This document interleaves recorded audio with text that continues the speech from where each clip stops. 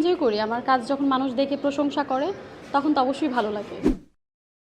শুরুর গল্প হচ্ছে মানে হঠাৎ করে কোনো প্ল্যান ছিল না যে আমি মিডিয়াতে কাজ করব।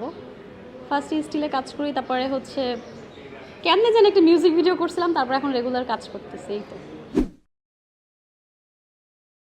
আমি তো এরকম কোনো কিছু ফেস করি নাই। আর যারা মানে এরকম কোনো কিছু বলে অ্যাটেনশন নেওয়ার চেষ্টা করে, আমার কাছে মনে হয় যে তারা কি লাইফে কিছু করতে পারতেছে না, এই জন্য হয় জায়গাটাকে নেগেটিভ রিপ্রেজেন্ট করতেছে।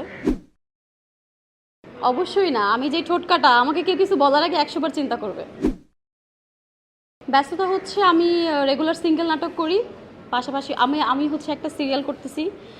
একটা শেষ করলাম 650 পর্ব, বউ শাশুড়ি, আই থিঙ্ক এটা অনেকেই দেখেছেন।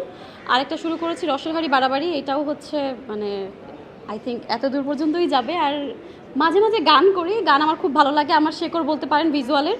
সো আমি যতদিন পর্যন্ত ভালো কাজের সুযোগ